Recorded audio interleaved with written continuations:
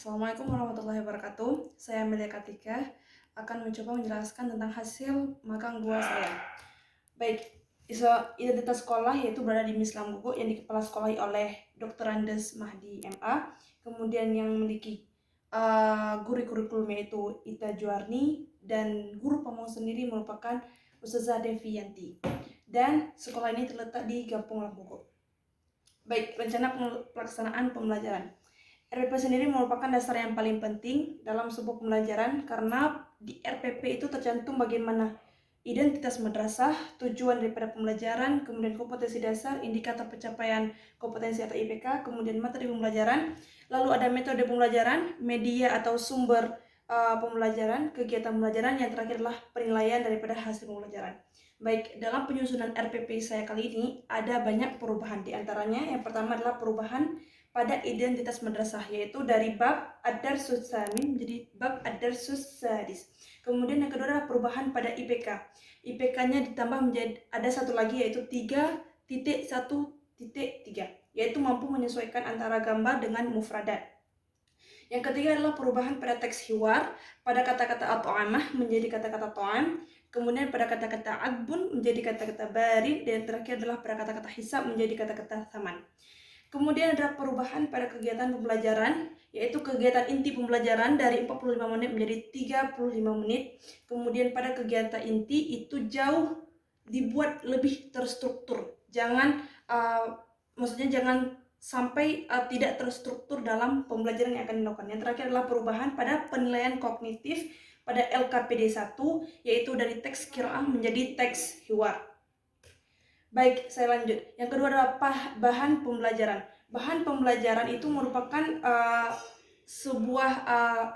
sesuatu yang penting yang mampu membantu siswa dalam memahami sebuah pembelajaran. Bahan ajar yang saya pakai dalam magang 2 ini adalah bahan ajar handout.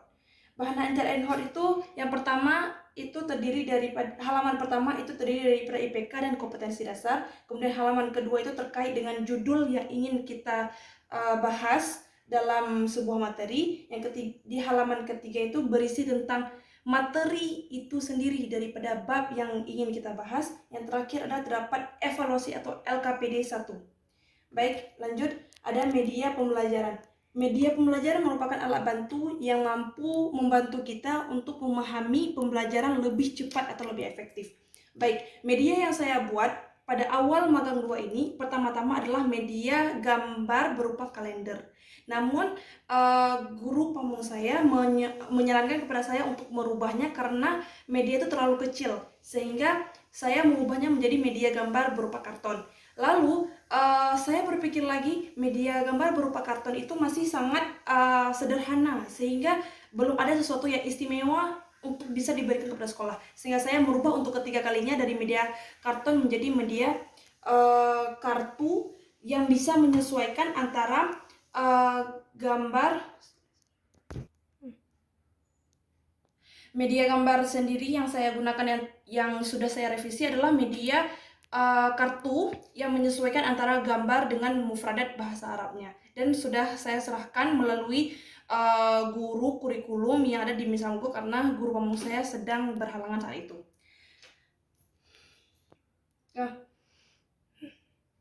Baik, selanjutnya adalah tentang LKPD atau lembar kerja peserta didik. Baik, lembar kerja peserta didik merupakan perangkat yang penting dalam pembelajaran yang diberikan guru kepada siswa agar siswa itu mengerjakan lembar kerja tersebut. Baik, LKPD saya yang pertama itu berupa soal isian yang mencakup dari tes kepada peserta didik mengenai evaluasi apakah peserta didik itu mampu memahami kalimat sederhana dari teks hiwar yang telah dipelajari atau tidak.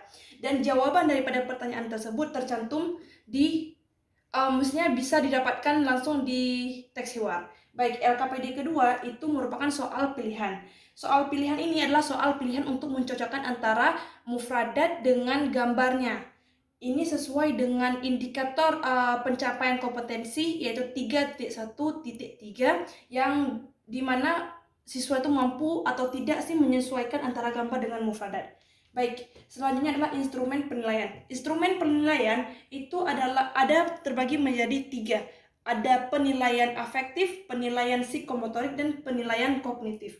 Baik, penilaian afektif. Penilaian afektif ini mencakup dua hal, yaitu afektif secara sosial, artinya ketika dia berkegiatan dengan teman-temannya.